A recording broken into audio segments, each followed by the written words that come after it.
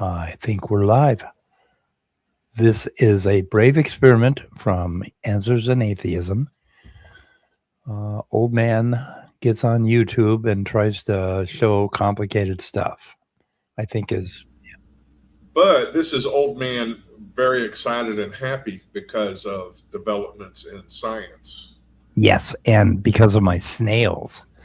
I went snail snaring in northern Minnesota, and I have 20 snails in a little dish of water. Now, did you have a permit for that? I don't want you to violate your state law. You're not supposed to transport them because they're Chinese mystery snails. They're invasive. But let them come get me, man. Let the man come take me away in handcuffs. I don't care. I need get 3 squares and a place to sleep. I'm all over that. Nothing about this is brave for me. This is pure pettiness on my side. I just want to rub creationists' noses in this. Oh my God! But I guess, they're. I'm a little happy in that regard. So yeah, it's a happy stream for sure. Yeah. Well, okay. So CBS did a little report called "Scientists Build First of Its Kind Cell from Scratch," and I started a little counter, and it went off for like 3 days. And then Rebecca from Bread of Life did a little stream on it, and she was all over it, and because I knew creationists were going to lose their shit over this. Of course. And it's not about them. No, it really isn't. They are not invited to this block party, and they're very salty about it. This party is just for us.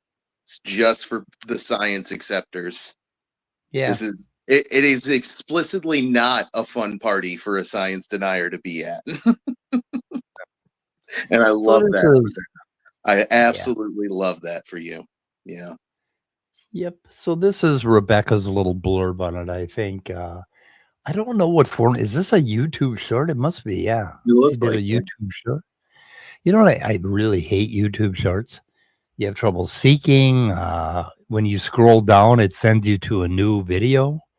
And I don't know. I just don't like it. Before you press play, CBS. can I call my shot? Yeah. She's going to say that it doesn't count because the cell isn't actually alive. That's my first guess. My second guess is she'll say, this just proves that you need an intelligent designer to form life. It'll be probably one of those two. And I could probably make a third guess, but I'm going to put my money on those two for now. Okay, my third guess would be, of course, I've listened to the video, that they didn't make all the parts. They didn't make them from scratch. They didn't start with carbon atoms and hydrogen. And they didn't make all of the RNA and the DNA and everything. And I don't. Well, let's just listen to Rebecca, see how long we can listen to her before we pause her. News recently did a news segment that makes it sound like scientists have made life in the lab. They say this round circle here represents a cell built from scratch. Sure. That is false. This is not a cell built from scratch. This is a synthetic cell called a spud cell that is built using many components that were taken from... Stop. Okay. She said this is a synthetic cell called a spud cell. Yeah. Yeah. Is that a faux pas? I think she might have just put her foot right in her mouth. Yeah, she put her foot in her mouth. This particular cell is called the spud cell. I don't think spud cell is a category of cell. Yeah. Okay. So you remember when people used to put their own computers together? They used to build their own computers. Get all the. They didn't make all the boards. Maybe some did, but they didn't make all the circuit boards. They didn't make all the other little parts. They didn't make the memory, but they did build a computer. Well, they were liars. They were not building a computer. They were liars. I guess not because they did not scratch out and etch out in a dust-free environment all the processors and stuff involved. Right, and they didn't go harvest the silicon on the shores of the local lake. Yeah. And then go to whatever smelting or processing facility you use to take silicon and turn it into chips. Right. Yep. They didn't do any of that. So they're fake. It's all fake news. Well, Fake and news. it's even worse than that, right, guys? Because she's trying to make it sound like what they did was they took a typical eukaryotic cell and they like sucked the Golgi apparatus out of it and, just threw that into another cell and said, oh, we made life. That's not even close to what actually happened in this paper. They took pieces of things like RNA, DNA, and injected them into a lab-made synthetic cell. Anyway, sorry. Yeah. So the reason they call it should be spud laid cell. bare the dishonesty she's performing here. Okay, why do they call it a potato cell? Kate Adamala from the University of Minnesota is the leader of this project, and they wanted to name the cell after her, the Adamala cell. I hope I pronounced her name right. It might be Adamala. I think that's right. Adamala. So anyway, they were going to name they wanted to name the cell after her team. And she said, no, you're not doing that. I don't care what you name it potato. I don't care. And they said, okay, Spud. Really? That's interesting. That's how they got the name Spud Cell, because she wouldn't allow it to be named after her. That's funny. That's not what I heard. Yeah. I read that it was named the Spud Cell because it looks kind of potato-like. I didn't know. I hadn't heard that story. Okay, interesting. The official story is that she didn't want it named after her because she's a little bit humble. And she is, well, anyway, we can listen to a little more Rebecca here, and then we'll go. We'll talk about what they really did and what really happened, and then we'll go after Rebecca. A living cell, including genes that were taken from a virus and from E. coli, and more than 100 proteins that were taken from a living cell. Complex molecular machines, things like an RNA polymerase that transcribes DNA, and ribosomes that are like little 3D printers that turn that genetic material into molecular machines. Now, without those molecular machines carried over from living cells, these synthetic cells are not going anywhere. They're not doing anything. CBS interviewed the scientist who made these spud cells, Dr. Adamala, and she says, I don't like the word creator because I didn't create something new from scratch. But this is so ironic because written right below her are the words, scientist build first of its kind cell from scratch. CBS, you need to clean this up. You need to take this down. This is causing people to be misinformed. Scientists have not created anything close to a living cell from scratch. CBS News recently did a... Okay, that's it. So wrong, Rebecca. They actually did create a living cell from scratch. Yeah. And she just doesn't really care for it. So okay, does she? I think Rebecca, I think you're mistaking a scientist with actual humility, giving you an absolute centimeter for the fucking 5,000 miles you've taken from that centimeter that scientist gave you. I'm guessing that probably what that scientist means is she didn't create new chemical compounds. She took existing chemistry, existing compounds, and found a way that physical forces, it's proof of concept that physical forces can build a living cell a part at a time. And that is really strong evidence that that's exactly what happened in the past. And what's even crazier is once they built the cell, it evolved. But we'll get into that. Yeah, I guess we can get into that now, and everything we'll talk about will just inadvertently refute everything Rebecca just spat out. Yeah. So here's another part of this the story. How did she pronounce it? She pronounced it right. Adamala? Adamala? It might be. I don't know how to pronounce it. Anyway, so Kate submitted her paper to a couple biology, like Nature and Science, and they rejected it because they said it wasn't science, it wasn't biology. There were some journals that wouldn't take it, so she finally got it published. I forget where, I don't even know where. I'm not even sure. But anyway, it doesn't matter. She got it published, and it's 140 pages long, and it is pretty incredible. And now in Rebecca's chat, they're talking about, oh, they didn't create those organelles. Those organelles they got from another cell. There are no organelles. Sorry, guys. Right. No organelles. No. There's 7 plasmids, which are circular chromosomes. Yes. That they got from a virus or from somewhere. I'm not sure where.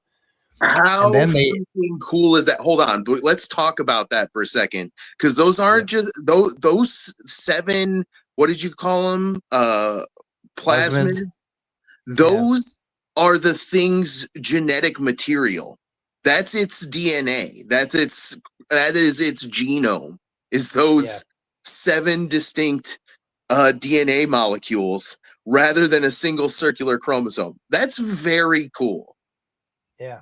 And you know what it proves? Another thing that it proves that the potential sample space for life is larger than we think it is.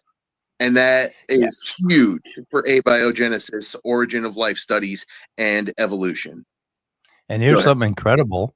This is only 90,000 base pair genome. 90,000. I told you, didn't I tell you, Scott, 900,000? But I was wrong. It's 90,000. That's very little. That's compared to a human, we have like 3.3 million or billion rather. Sorry, billion with a B. Yeah. So basically, they took parts from all over the place and made a simple, pared down synthetic cell with very narrow functionality. Is kind of what it sounds like. Yeah, kind of. Like if you think about it, any tool in your tool chest, once it breaks, you can still use it as a hammer. Yep. So I don't know where they got their liposomes, but they basically that's the cell wall, and then they have some transmembrane proteins, and I haven't looked into how those actually got trans in the membrane, how they cross the membrane. I know if you put certain proteins next to a lipid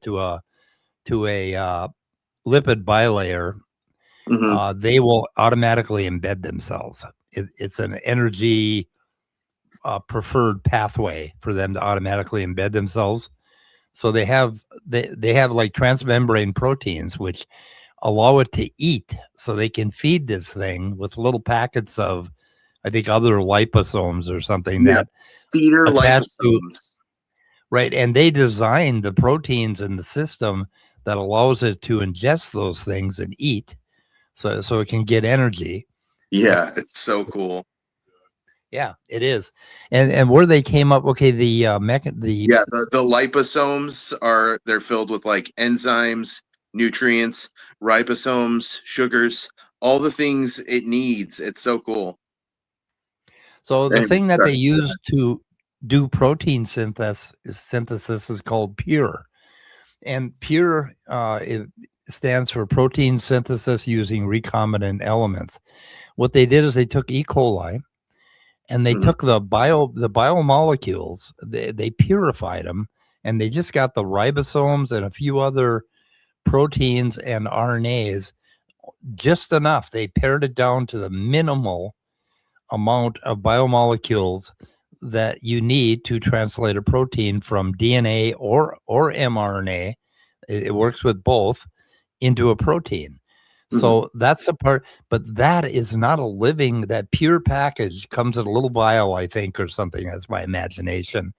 And you pay a butt ton for it, probably tens of thousands of dollars. And it has in it the basic biomolecules that will translate proteins without the cell being alive at all. So it doesn't have to be alive. I don't know if it works with ATP or what it does. I have to look more into it and learn more about it. So yeah, there's 9 chromosomes. They're calling them plasmids. And those 9 chromosomes probably have 10,000 base pairs in each one. I mean, it's very minimal. And they basically designed all that. They put it together and they came up with, we need this protein and that protein. They designed a whole new fission process for the thing. Yes. They designed a whole new form of cellular division for this thing. Again, Yeah. widening the sample space and just showing how this shit evolves. They took instead of it, naturally where it has like the FTSZ ring that's like found in bacteria that pinches the cell in half. It has like they took swarming proteins, and as the lipid membrane of the cell grows, the proteins accumulate.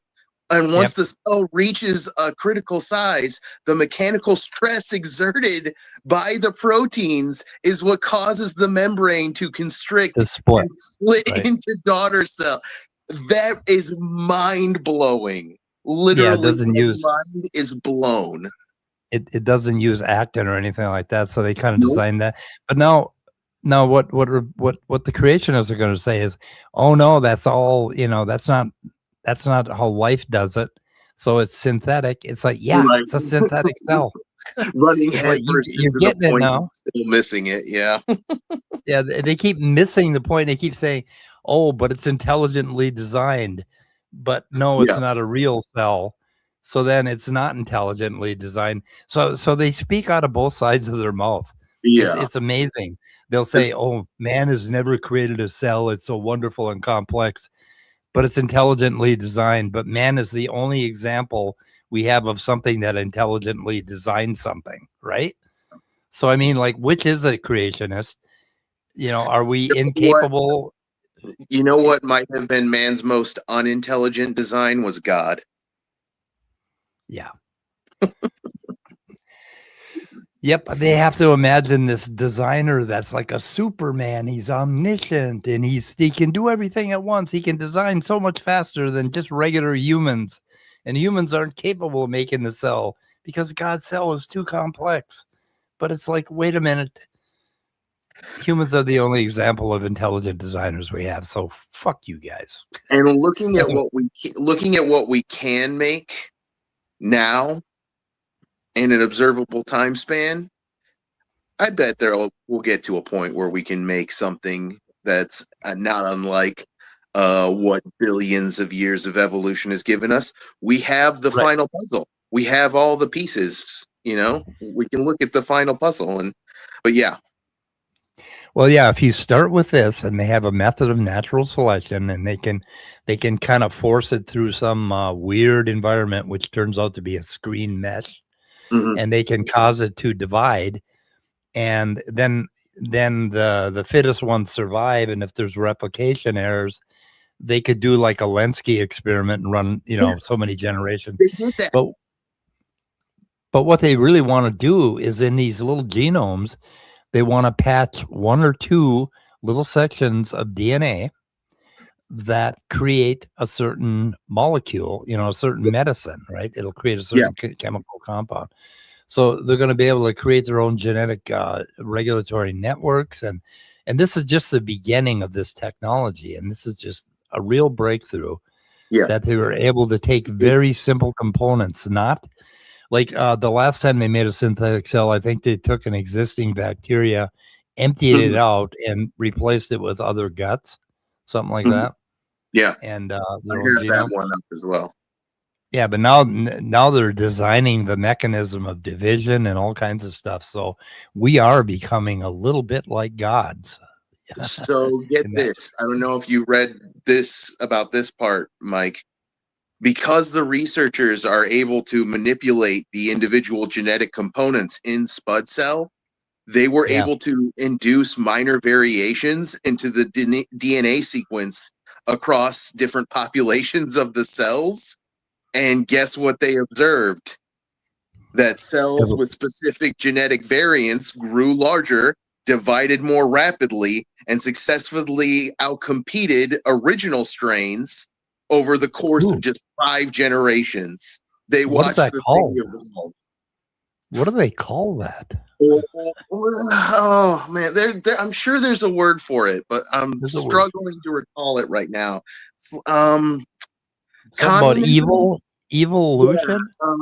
Divorce. It's something like that. It's one of those things that causes right-wing buzzwords to come up in my mind for some reason. But Right. we'll think of it. We'll think of it. Okay.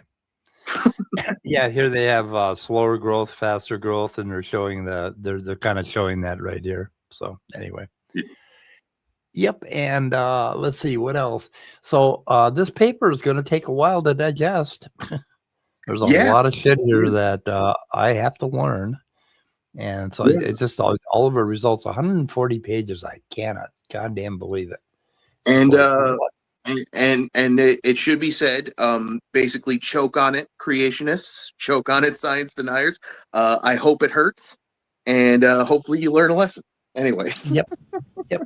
Well, I hope they realize too, this really isn't about them, because they're just seeing things in this. Maybe they're just reading the pop science articles, which is what I suspect they do anyway.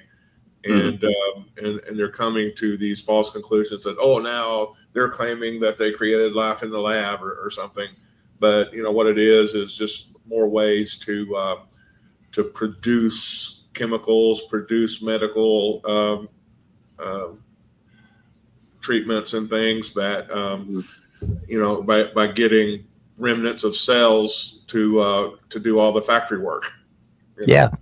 Big vats of insulin or big vats of some hormone that is needed to treat specialized. This could be a very expensive but very simple way to treat diseases that are very rare. Yeah. The cell does divide, Robin. Robin asked the question. Where is Dave? Is that Big John? Oh, there's Captive Desk. Okay, we got Big John Lovell. Hi, Big Dave. Do you feel some better, Dave? Cretin is here. Oh, you've already got him up there. Okay. Yeah. Yep, I got him up there. Yeah. This is not to pardon the wordplay, but this is an evolution of medical techniques that we've been using for a while now. So, for instance, the reason you now get human insulin instead of pig insulin is because we've learned to turn microorganisms into little useful chemical factories. And basically, that's what Mike and Scott and I are talking about here with this medicine is this cell, rather, this kind of synthetic cell can be used for. Maybe we could get some to produce oil or gasoline. You know what? Yes, that too. We might be able to get them to clean up radiation. Yeah. Clean up oil spills, make psychedelics. Yeah, make hallucinogens. So I'm going to predict a Nobel Prize for this team this year or next year. Yeah. I think so. I think it's Nobel worthy. Like you said, they might get snubbed because of the nature of the field, because it's not really biology, it's not really chemistry, it's not really geology, it's some nebulous amorphous. It's the Academy of Engineering. Yeah. It's MacGyvering biology to produce things that you need. Yeah. So I would like very cool. I'd like to play another short video. Let me see here. This one is 3 minutes and 57 seconds. And this is by Gabrielle Torch, and she does, I should say they do a whole bunch of synthetic biology stuff on the channel. Let me see what the channel says here. Let's see. Fungi can operate robots and speak 50 words on average. Researchers find raccoons are domesticating. Everyone should subscribe to this channel. It's pretty good. And 65,000 subscribers. Surprised I had not found her before. But let's listen to what she says about this. New advancement in creating synthetic life. This is so useful because, yes, it has a ton of biotech applications, But it also demonstrates that you don't need living components to make life, which is a little bit wild, and they went quite a bit further than previous studies. Yes, we know that we can take non-living components, mash them together, and turn them into a living cell. Like one of my favorites, of course, Mycoplasma laboratorium, the very first one, and research has been proceeding to make things like yeast, that is a eukaryote. It's more like us, and it's many times more complex. This, however, involves taking the husk of another cell. So the one thing that we haven't really been able to do until now was to create a synthetic cell coat. This is called the cellular membrane, and it's composed of a lipid bilayer, but you don't have to remember that. You can take the DNA. Okay, so that's it right there. That's the advance. They didn't just empty out another cell and stuff in it. They created the whole cell. And it's especially relevant because the last time they didn't do that, like you said, Mike, they had to hollow out another cell, use that barrier to build the synthetic cell inside of. And when we did that, creationists said, oh, well, it doesn't count. They took another cell membrane. And it's almost like, okay, we're just like one-upping the creationists over and over again. Right. They're like, well, this doesn't count because you didn't do this. And they're like, all right, well, do that now. Yeah. Okay. And the other difference. Now, why doesn't it count? Well, it doesn't count because you didn't individually assemble each atom. Like, okay. Because it doesn't have a flagella is what doesn't have a flagella. So apparently they bragged about the flagella so much or talked about it so much. Yeah. People are beginning to learn. Now talk about misinformation. Pot calling the kettle black, Rebecca. Yeah. Everybody's going around thinking that all cells have a flagellum. Yeah, and the other thing they did is they fully redesigned the DNA. That 90K of DNA was hand designed, hand picked, so they created their own goddamn living cell. And like as she says something wonderful here about it. She says something like it's alive, but it's not very good at being alive. Yeah, it can feed, grow, replicate its DNA, and undergo division. That's pretty much everything that you would consider something alive as. But it is a blended. It's in the like little blended continuum between non-life and life, and that's exactly what we would expect from the field of abiogenesis. But and it dies after like 5 generations because I think the ribosome degrades. And that pure package only lasts for so long. What they're going to need is ribosome creation. They're going to have to add that to the genome, and as they go along. But let me ask you to recall Rebecca's video. Just 1 second. Don't replay it yet. Y'all may know, but did Rebecca at all use the word abiogenesis, or did she keep saying evolution? I don't know. Because with Rebecca, their evolution is a biogenesis. They want to include abiogenesis in here, but was she talking about evolution? I can't remember. I don't even know if she mentioned that word. Yeah, I don't think she said abiogenesis, and she really didn't talk about evolution, even though that's why she's losing her shit. I bet she did. I bet you won't see a lot of creationists talking about evolution in relation to this because of the fact that the researchers manipulated the genetic components and introduced those variations, and they actually watched the cells evolve. Literally, the strain of the cell we're looking at is an evolved version of the original cell, the original population. Also, don't you think evolution would be a kind of a hindrance to what you can do, or to what I think is in people's minds for this, which is to, for labs, pharmacy companies to produce substances, to produce chemicals, to produce, maybe even produce, component parts of a cell, for whatever reason. Wouldn't evolution put a hindrance to that, because you would then have a unstable product because it might end up producing something different? You'd have to throw out a whole batch or something. Yeah, they're going to have to avoid that thing evolving. Like when it copies its DNA, they're going to have to get better and better DNA copying. And at some point, they're going to have to refresh the DNA. The only thing they're really worried about is the section that creates the compound they want. They have to keep that pristine. Otherwise, it's going to run off the rails. And that's going to be a real problem in production, getting these things to not change what they're making. They're going to have to have some means of sensing the product they want, and that is going to be their means of natural selection. So if it doesn't create the product they want, then it's going to kill that cell, basically. That will be the selection pressure that they put on that. That'll be the selection pressure, yeah. So now, to be like if you imagine the coelacanth, these living fossils that stay the same for 100 million years, it's going to be that kind of thing where they're going to have selective pressure that keeps it the same rather than allowing it to adapt and change. So cool. So here's cool. another question. I can't keep my excitement. I know. Because it's so cool. This is pretty because it is causing ideas. That's what this is doing.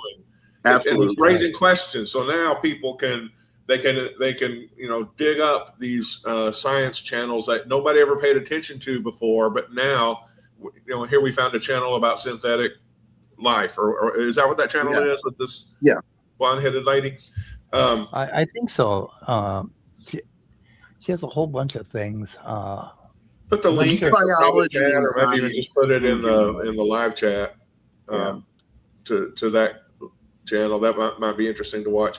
Now, even though I don't think the major thing for this team of scientists was to prove evolution or to prove abiogenesis. No, it's not about that. Right.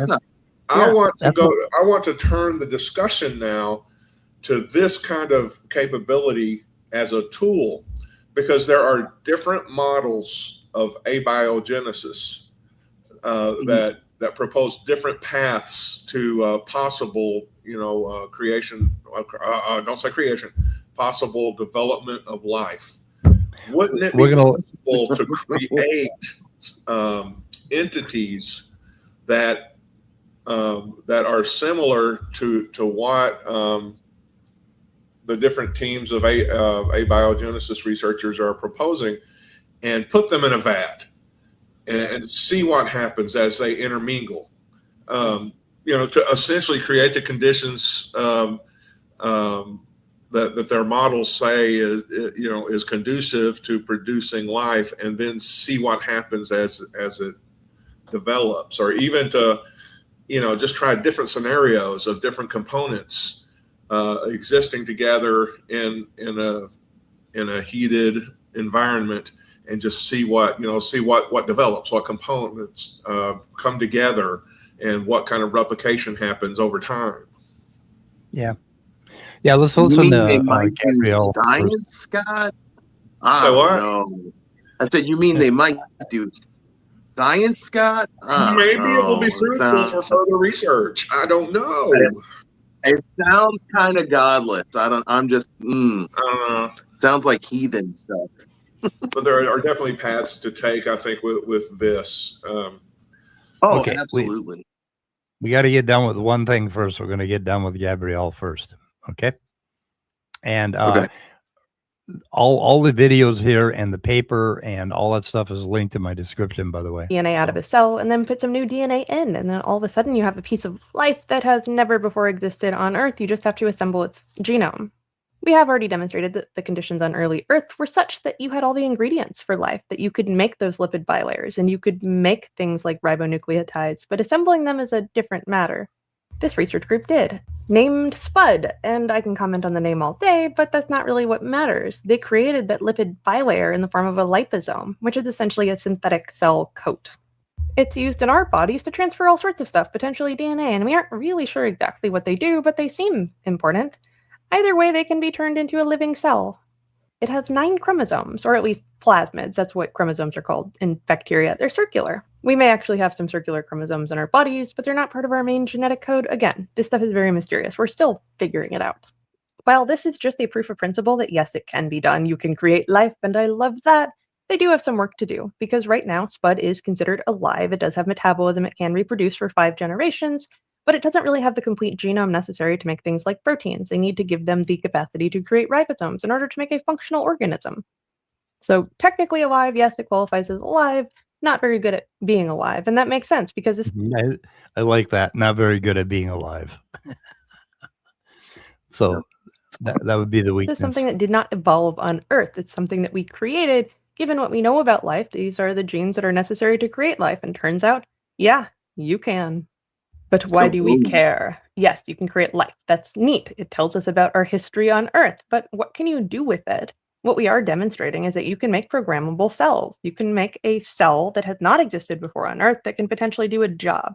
And this is important for a lot of fields, including that we kind of figured out we can make cells compute like a computer.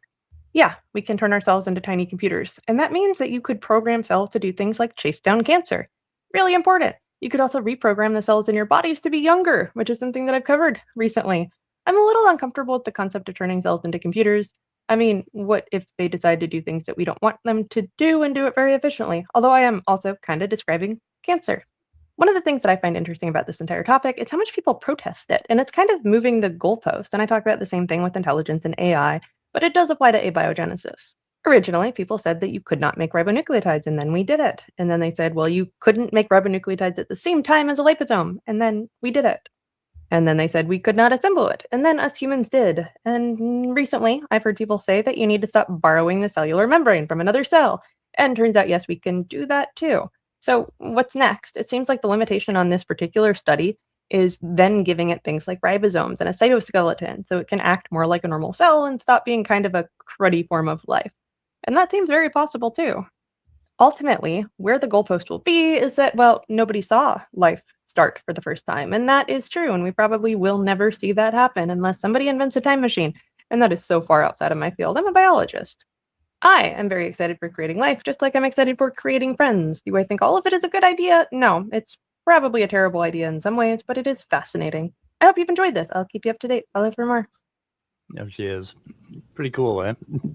Yeah, proof of concept. That's all we're ever going to be able to get to with abiogenesis and talking about how life started in the past. Right. Basically, believers and creationists are always going to have that little gap, that tiny little gap of what actually happened in the past versus what our models say probably happened. And but proof of concept gives you more epistemic certainty, I guess, if you can do that, you know. Yeah. And by being able to assemble, or at least know how to assemble a membrane, you know, like was done in this experiment, then that gets us closer to being able to do proof of concept experiments and maybe showing that multiple paths can lead you to, you know, like she said, cruddy forms of life, and then finally a more sustainable form of life that can then evolve. Yeah, and life imagine, that's better at being alive. Yeah. Imagine programming a cell, one of these little synthetic cells, to do nothing more than go after a particular kind of cancer cell, right, with a certain marker that is custom tailored to the individual's cancer, and putting it into your bloodstream and letting these cells go ahead and kill every single cancer cell in your body that has that tissue type. And that is one of the reasons our friend Dave's in the hospital. Or so, perhaps a cell that hoovers up extra chromosomes, and you've got a cure for Down syndrome. Yes, there you go. Yeah. Mm-hmm. Yep. Yeah. Cool. Yeah. So, what's the status of those treatments where they use like technologies like CRISPR-Cas9 to engineer cells and then you know, have them reproduce in a person? If you have the right kind of cancer, I guess some of them are pretty effective right now, and they're working. But I don't know. And then, it just sounds like we have a whole lot of tools, you know, to put together. And you know, if you ask me, I would prioritize going out and chomping out the cancer and stuff before doing abiogenesis proof Holy. of concept. But, you I know, lied. abiogenesis has always survived on the crumbs of grant money left behind because, you know, cancer research obviously soaks up all the grant money. When there Hi, is Top Dog. We didn't miss you. Oh no, we did miss you. I thought you don't meant we know if- missed it. No. Yeah. Okay. We missed I don't Top know Dog. sorry, go ahead. Oh, we missed Top. I lied. This is 190 pages, this paper. Right, yeah. what's it 140 and then the supplemental. Supplemental. Yeah. Right. I don't know if Professor Dave is going to cover this, Shattuck, but we seem to have beaten a lot of people to it. I can guess that Dr. Dan from Creation Myths is probably going to want to cover this. Erica probably will too. R and Ra. I'm guessing all of the creationism watchdogs Dr. are gonna Dan want to cover will this. probably Yeah, want to do absolutely. that. Yeah, we're just that fast. So here we go. So I had a little encounter in chat with Rebecca and a bunch of other people. I was like Mike Brusnak, 1525 is when I had my phone. I figured you guys would completely miss the point of what they did.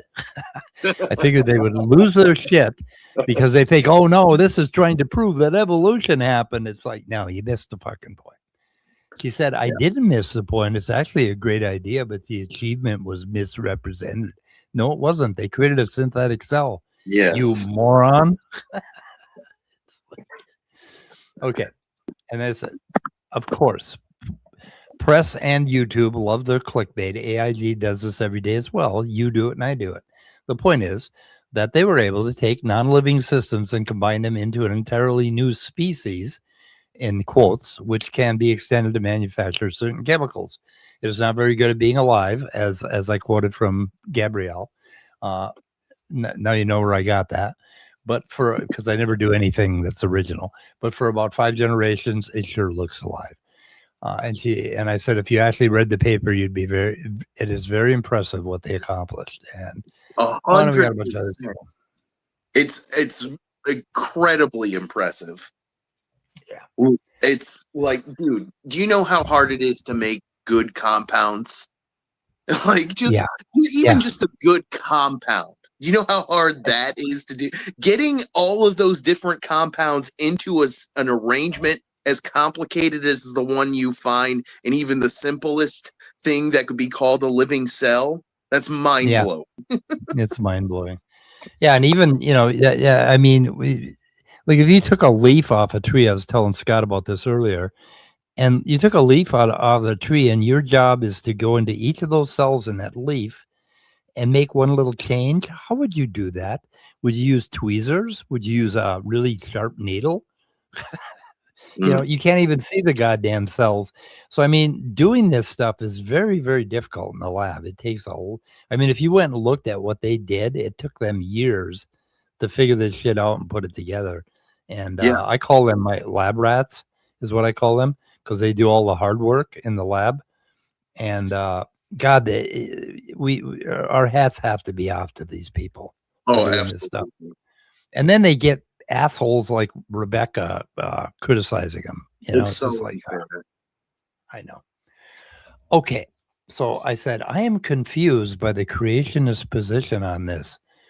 On the one hand, you say man can't create a cell, and man is the only intelligent creator we have examples for, and yet you insist that cells look intelligently designed. Now, we know that a watch is intelligently designed, ... But when we see a cell, we know that man couldn't make it. Please explain this inconsistency.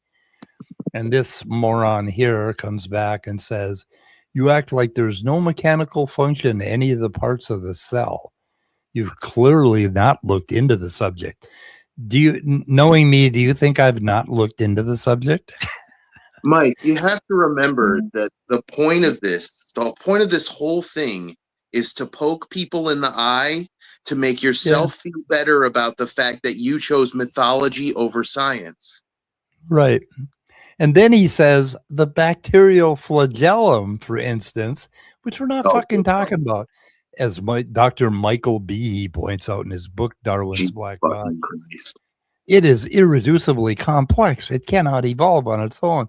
And it's like, what does that have to do with this synthetic cell? Not much. Like, it's literally not irreducible. They built it from, oh my God. So, okay, here's where they're confused. Man not being able to make a cell only shows how insanely complex it is. Did you listen to the announcement? They made a simple cell, not a complex one. They made one that we can make in the lab, right? So the whole point of this is they made the simplest possible cell, and they got the damn thing to divide and reproduce. It's just like, what the hell? So, I mean, how insane. So now they're going to complain because they get the thing to divide and reproduce. They gave it differential. Not only did they get the thing to divide and reproduce, they gave it differential genomes. And what do you know? You got differential reproductive success to the point that a modern generation has replaced the original form. It evolved. So it did prove evolution. It is their worst nightmare. It is the apocalypse for them right now. It's kind of like the final experiment for flat earthers. But can you put up TP Seeker's comment? What, TP Seeker? TP Seeker, the big one here? Yeah. Edited. Was Rebecca being dishonest with that? Did she? I didn't notice. I don't like the word creator because I didn't create something new from scratch. No, I think she said that. I don't think she feels like she did anything from scratch because she. Right. Okay. Yeah. I mean, okay. If suppose you're going to create a house from scratch, okay, I have to go out and I have to get some concrete. Well, I can't just go get. I guess I could go get it out of the ground, but no, that's not really from scratch. I should take the calcium and the carbon and the oxygen and combine it, right? That's from scratch. Right. You can't just go to Lowe's and pick up some lumber. Yeah.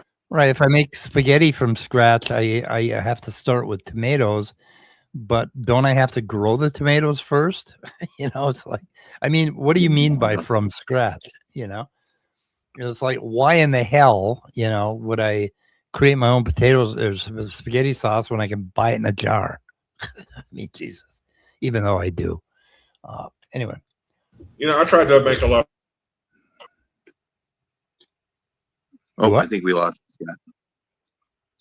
I don't know where Scott went. Where'd Scott go? Did I leave? No, you kind of cut out. I think I accidentally hit mute as I was talking. Yeah. It does get to a point where I want to bake a cake, but I don't want to get all the individual components. So I go out and I get a Betty Crocker cake recipe or whatever, or Duncan Hines. Didn't that used to be a big brand for cake mixes? Yes. And I would throw an egg in there and I was done. And so, but getting back to the building a computer analogy from when the 90s and early 2000s, you can build a computer from scratch, although the component parts you didn't build from scratch. So I just don't know, at what level we want to argue about this, because Rebecca's worried about everybody getting all excited about creating life, but that's really not what it's about. And for a creationist to be worried about passing misinformation on, to me, is just so ironic. Right. Yeah. The CBS interview. I wonder if I can find that actual interview. I'm going to check on that and see how that works. But anyway, I'll put us back on the screen. I wanted to. What the fuck? Where do I want to go? We've got back to this. That ain't it. That's it. Okay.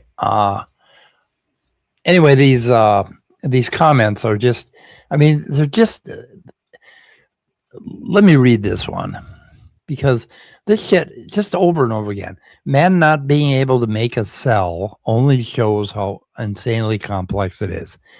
Dude, they made a cell, a synthetic cell. I'm sorry, but not as complex as the ones you're thinking about.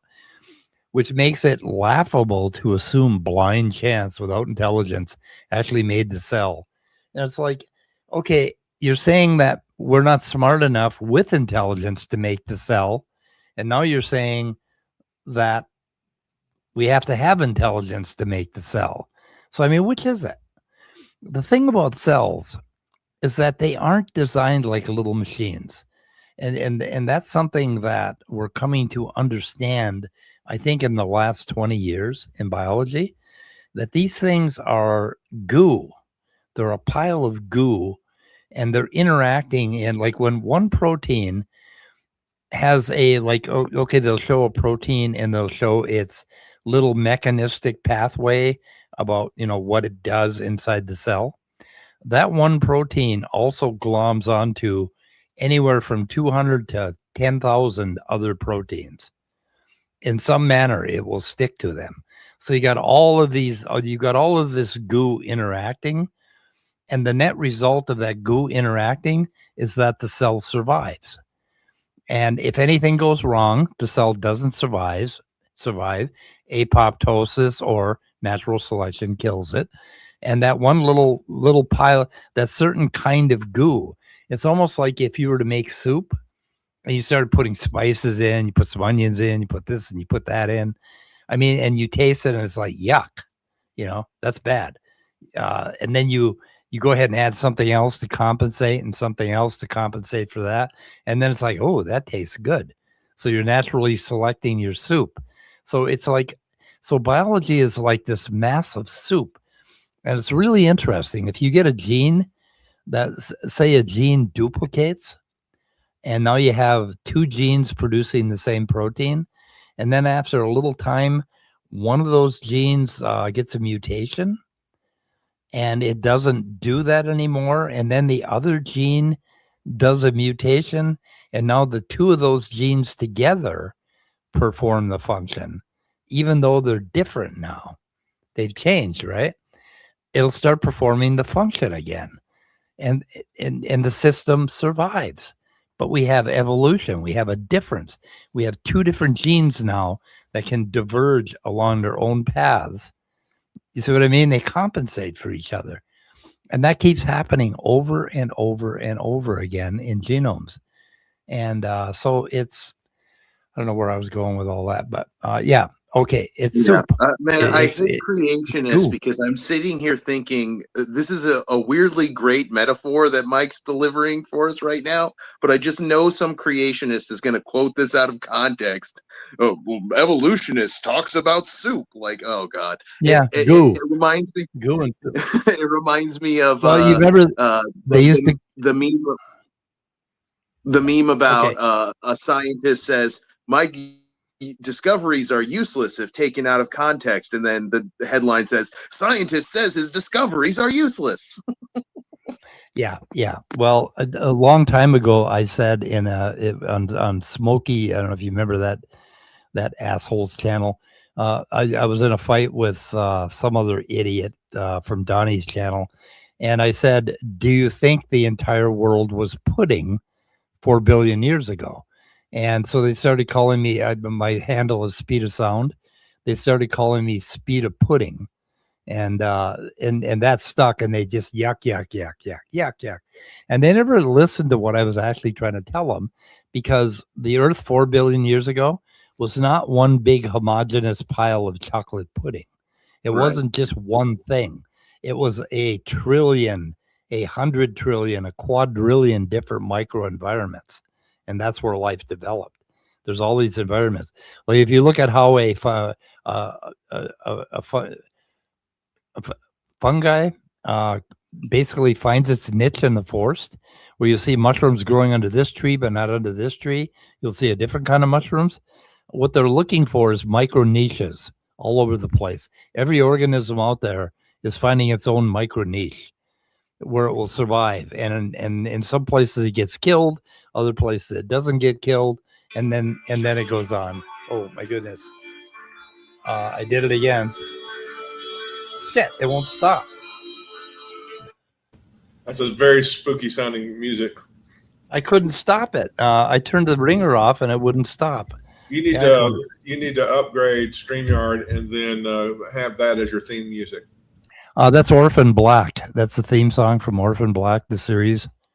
If you have not watched Orphan Black, there's something wrong with you, I think. If you haven't watched Orphan Black, I don't want to talk to you. Have you watched Orphan Black, Scott? You did, right? Yeah, the whole series. Yeah, I did. I even tried to get into the sequel or not a reboot. It's like a continuation of the Orphan Black story. It had Kristen Ritter in it. And I thought, man, this will be good. But for some reason, I just never got into it. I plead the fifth. My neighbor wants his rock chisels back. Okay. Tell him, take me to court. Yeah. What rock chisels? I don't have them anymore. Anyway, okay. I got to go. So we should wrap this up. I think we've done enough. What do you think? Yeah. Done enough damage?